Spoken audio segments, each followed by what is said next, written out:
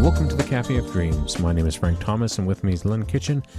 Today we're going to be doing part one of a special two-part podcast series, and it's all about living life by design or by default. Enjoy. Today we're going to be talking to Lynn Kitchen. She is the proprietor of a place called the Cafe of Dreams. This is a place where people can be mentored, can be taught, can be brought up and given the tools that they need within themselves to become more successful than they are. Lynn, welcome today. Thank you so much. I'm delighted to be here with you today. So delighted. Excellent, excellent. Lynn, you know, I've listened to a lot of what you work with and I feel that there's a real starting point for folks who are stuck. They might have succeeded in life, they might not have, and a lot of times they need knowledge, and they need knowledge that they can grab a hold of that's easy to take. And there's one nugget that you've brought forth that really becomes a starting point when you want to make the next step. You call this living by design or living by default. Can you give us more of an explanation on that? Yeah, thank you, Frank. That's a great question. It's really one of the fundamental things that I believe to think about, and that is this. There are two ways to live your life. First, either by design, or second, by default. By design or by default. Mm-hmm. When you really think of that, there's only two ways to live your life, by design or by default. Which category do you fall into? That's the question. What category am I living my life from in this moment, in this time? And I can tell you there have been decades in my life that I did a very, very good job of living by design, you know, and probably some of my greatest successes in life came because I had a design in mind. Mm-hmm. And there have been decades that I have been living by default, meaning buffeted by circumstances, being surprised by untoward things that would happen to me and that would cause a great deal of hardship, grief, and backpedaling, and really not going forward at all. So those are two distinct periods that I can point to, and I'm sure that everyone else can too. Can you give us an example so I can learn how to differentiate when I'm working by design or by default? Yeah, first of all, let me back up and just say this. Everything is created twice. And, that sounds so elementary, but it's true. Everything is created twice. First in our minds, and then in reality. And we all know this. We live that by absolute normalcy. That is what we do, is we create ideas, thoughts, thoughts become things. So we all know that intuitively. We live that, but many of us don't understand the power of knowing that, the power of knowing that everything is created twice, first in your mind and then in reality. You can think of, just point to your own shirt right now, Frank. Point to the desk that you may be sitting on. Point to the computer that you're working on, and realize that every one of those items were created first in somebody's mind, an engineer's mind, by a design. They put a design on paper, and then they created it by piece and parcel. So everything is created twice. And when we understand that, then design becomes so crucial. We have the capacity to design anything we want. Absolutely, absolutely. It's interesting you say that, because I'm a real history buff, and I find that I read a lot. And one of the things that confounded a lot of early inventors and scientists was the fact that they could see an idea in their mind, and they could taste it, but they just couldn't prove it. They couldn't build it. And now, in some cases, hundreds of years after, we're seeing what they conceived in their minds come into place now. Oh, that is really exciting, because most of what we're really seeing now come to fruition has been seen before by other seers and those people who have really had an intuitive insight and maybe reached the knowledge base that we all know is out there, and we're able to piece together intelligences. Some of these that we're seeing right now were designed in someone's mind hundreds of years ago, but just now it's starting to come to fruition. I remember stories about Walt Disney, for example, speaking about a history buff. He had the idea in his mind of what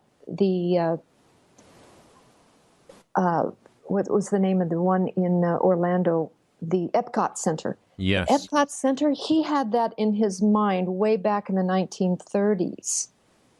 So it was almost as if it was an image that he didn't even know what he was imagining at the time. He had a pattern that was really being intuited to him.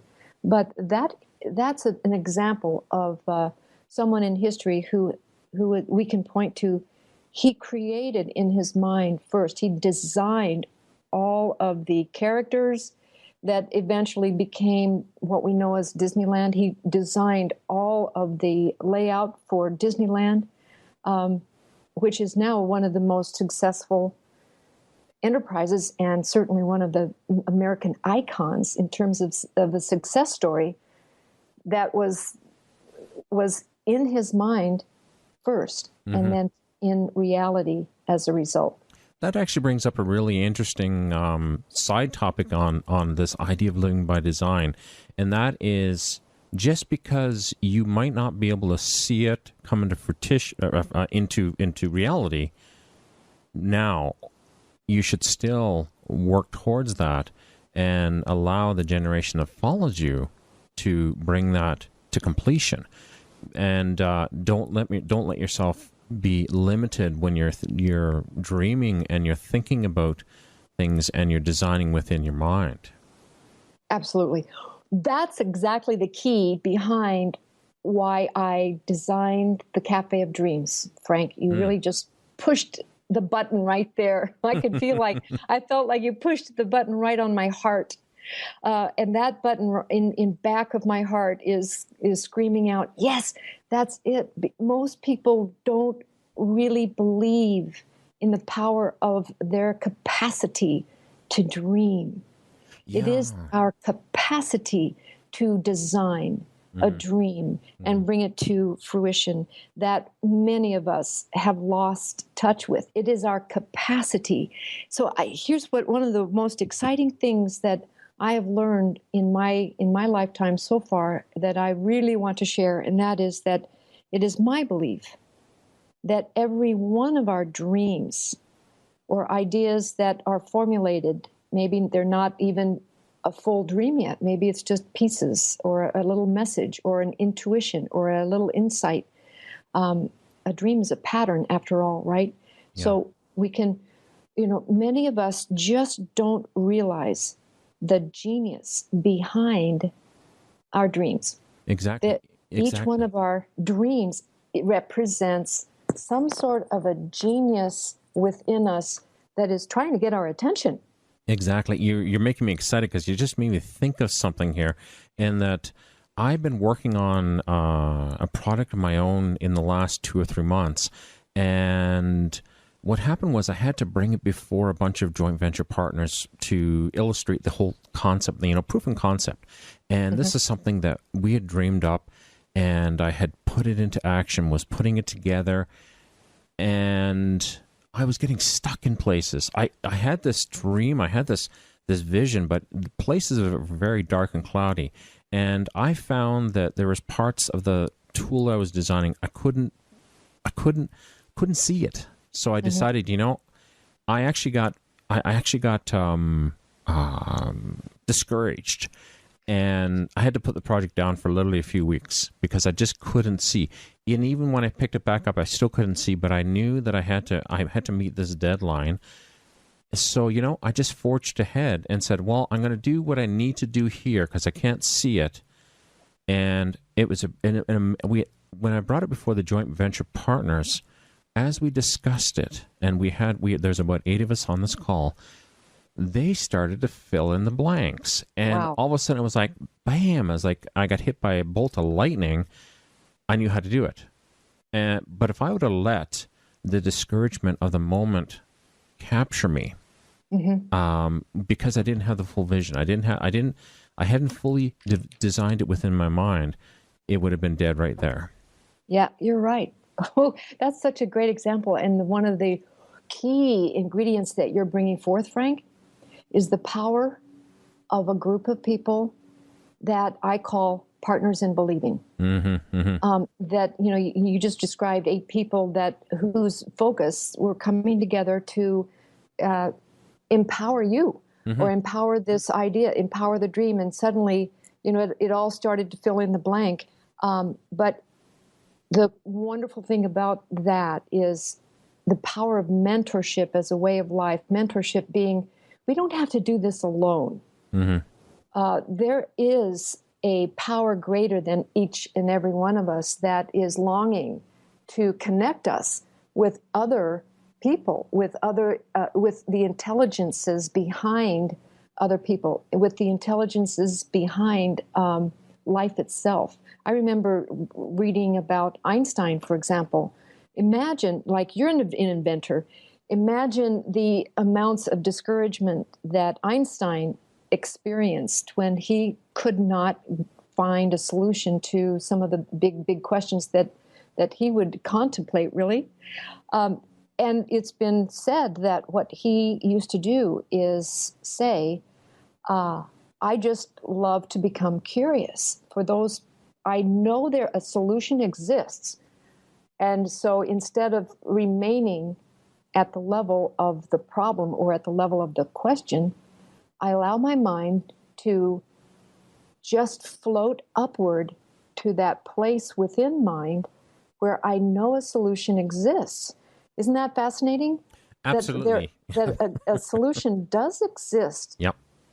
Somewhere in a vibratory space, in intelligences, many of which we may stay too discouraged to really allow ourselves to experience until we, just as you did, become open enough and willing to connect with other people whose intention really is to help us along the way. The partner in believing, and the communication that you received by taking that action, Frank, with those other folks that were there to further that project and help you along. Wow. Look at that. That's powerful. Absolutely, absolutely.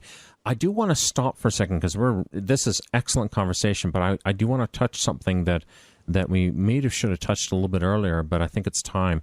And that is, we've been talking a lot about living by design. How can we tell when we've fallen into the pattern of living by default? When it doesn't feel good. So we do. So literally, we just feel stuck. Yeah, we definitely feel stuck, and we know that intuitively, psychologically. There have been times when I have felt truly not alive, discouraged mostly.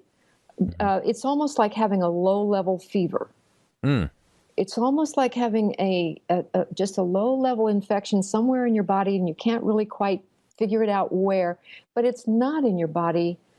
It's in your feeling tones. It's in your emotional overview. It's in that part of you that is always wanting more. You see, there's 2 parts of us. As I mentioned before, there's 2 ways of living, of course, one by design and one by default. But there's 2 parts of us at any one time.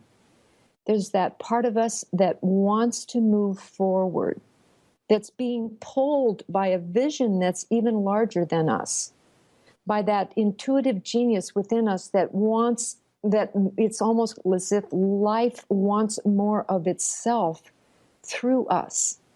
And then there's this part of us that's afraid, and it is resistant, and it's normal to have, those push pull.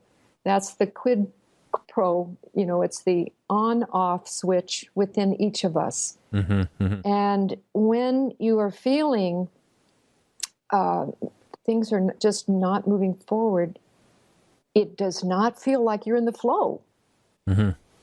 So you just don't feel good. So does that help? There's really a feeling when you know you're in the flow. Boy, things are happening and moving. You're getting insights. It feels forward motion. It feels upward. It's expansive or contractive. That's another way that I like to check myself.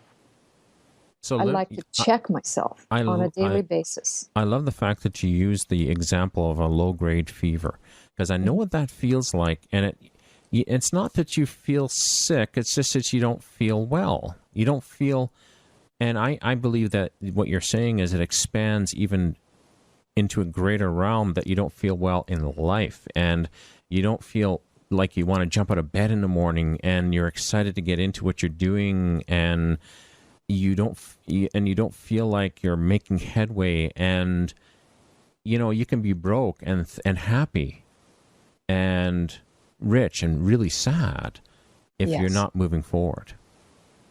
Oh, that's really true.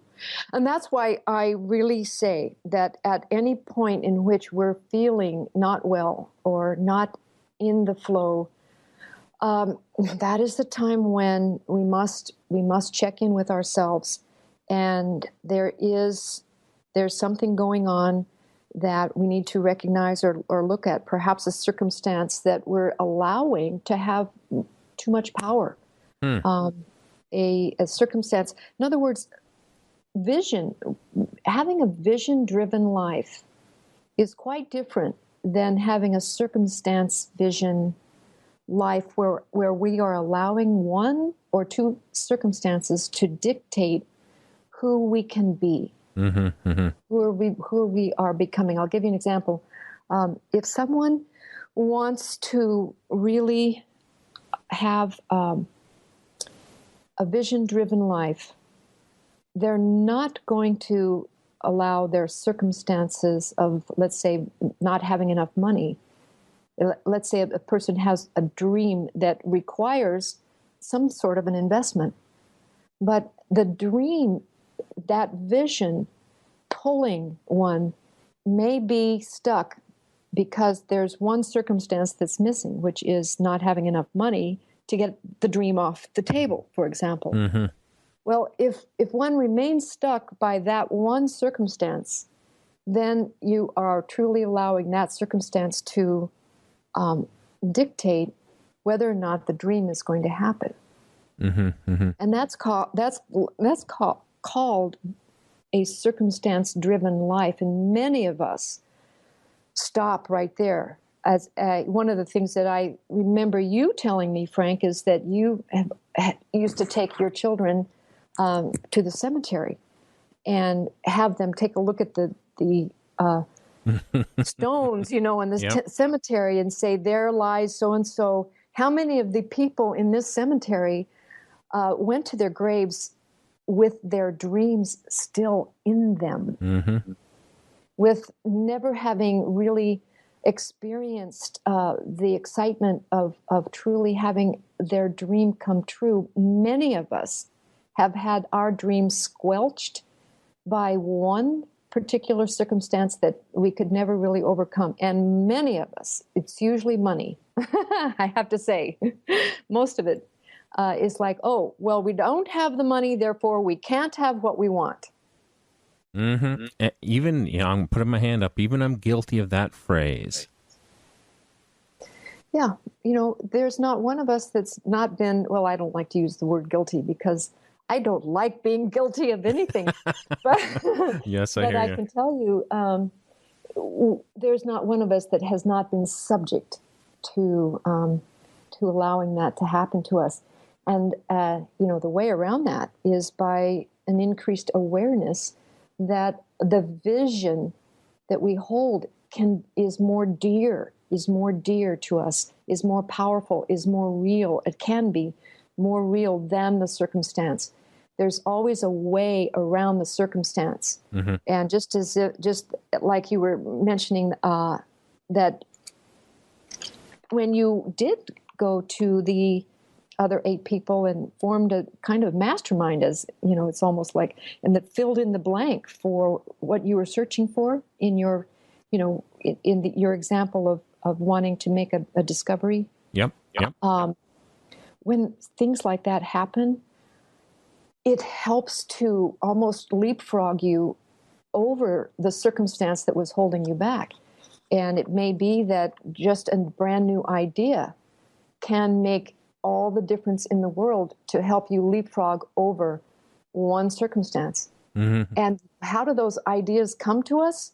Usually it's by connection, some sort of a connection with someone else who has empathy with us, or who has the power to truly help us focus. I call that a partner in believing, which gets us back to the power of mentorship that the Cafe of Dreams is built on. Absolutely. I really believe in that whole power of mentorship, because I know that I remember a few years ago, somebody once said to me, if you ever want to be mentored, learn how to mentor. Because there's always somebody who's standing in the cube right behind you that you can help bring to your position.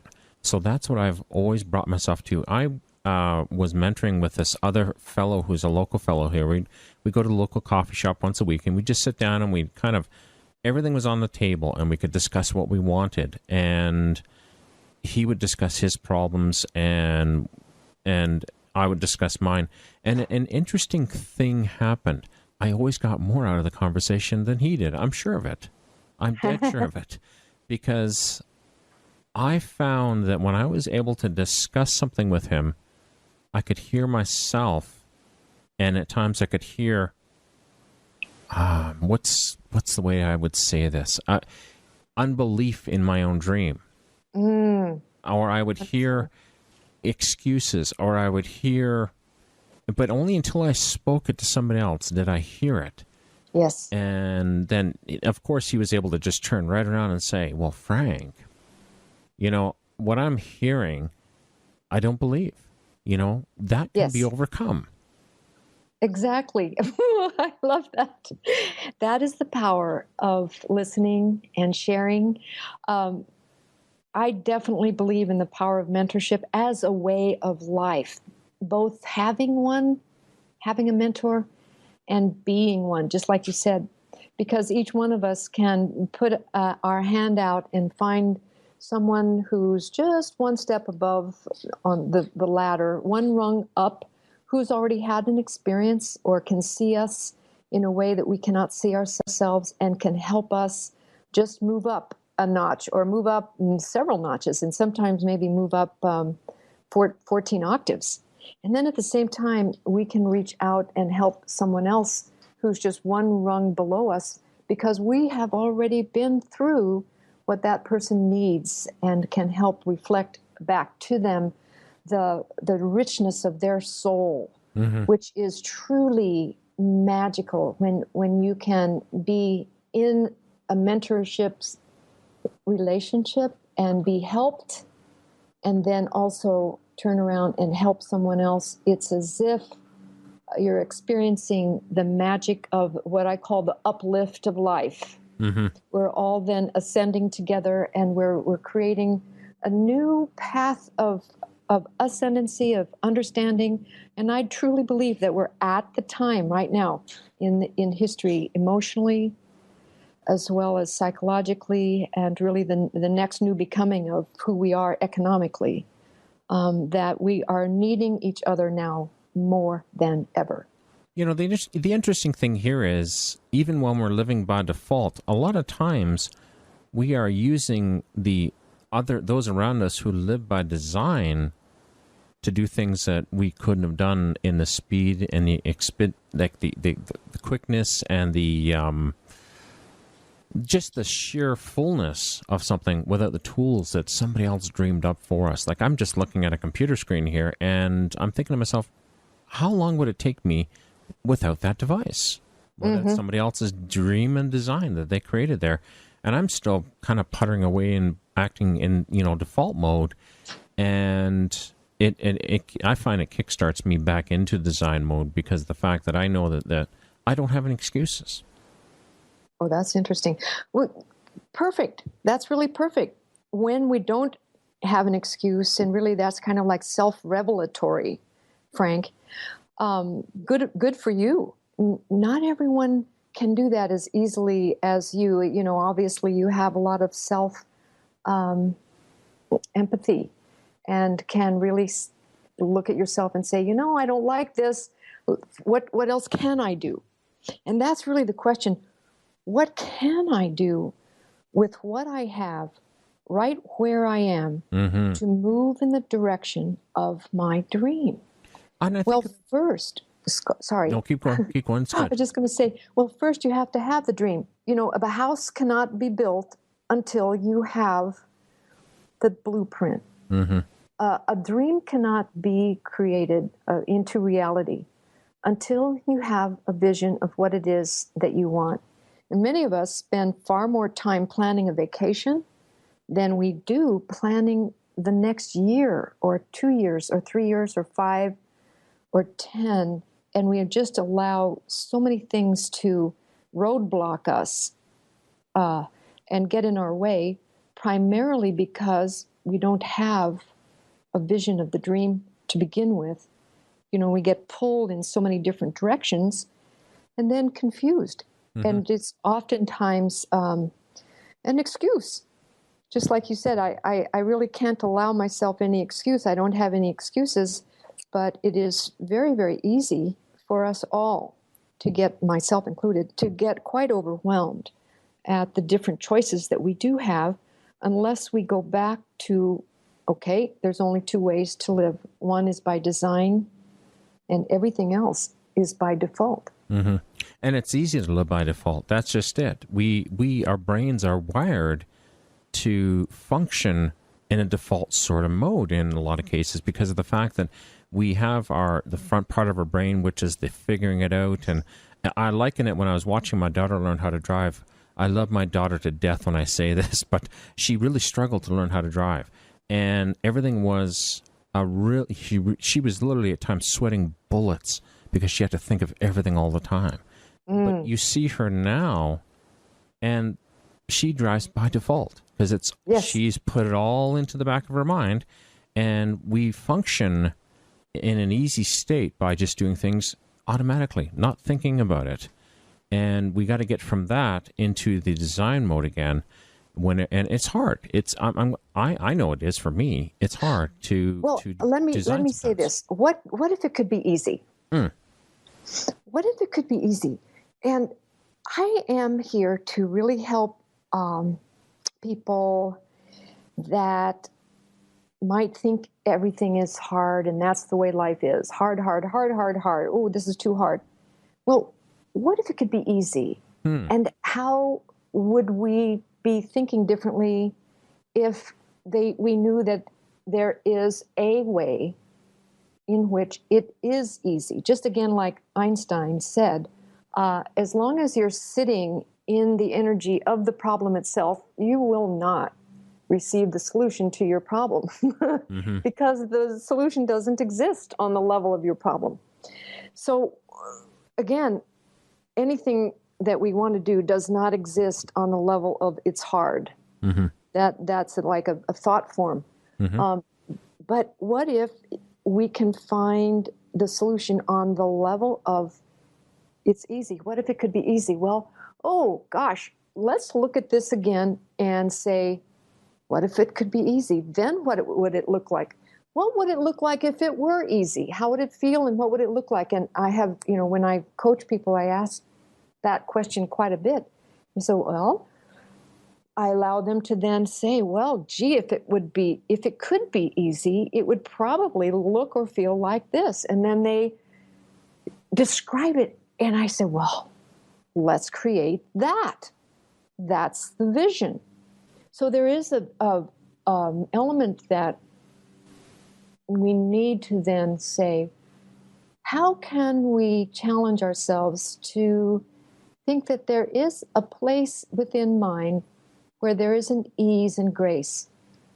Well, we just say there is, and then become curious and allow ourselves a little bit of time. Just like when you became discouraged, you gave yourself a break, 3 weeks or so, I think you said, to, and that's really allowing that higher part of our brain to work on the solution, even during our sleep, because we're not truly conscious of the fact that our brains are far, far more powerful than we even know or consciously use. So there's that part of our brain that can go to work for us. And it's the same thing when we say, let's just become curious about what it could be if it were to be easy. What would that feel like? What would it look like? And what would the circumstances need to be? What are the new thought forms that I would need to hold on to create new circumstances under the aegis of easy? Exactly. It's almost like you let the minutiae of the problem that shouldn't be there become a bigger problem. And you got to, when you pose the question, how would it be easy? You kind of cut to the chase and say, if you just got to get it done, how would you do it? Yeah, how could it be easy? And then become curious, because our genius minds within has the information. Here's one thing that I really, really love that my mentor helped me with. Make sure you stay tuned for the second part where Lynn continues on with this discussion with me, and you will learn so much more about living by design.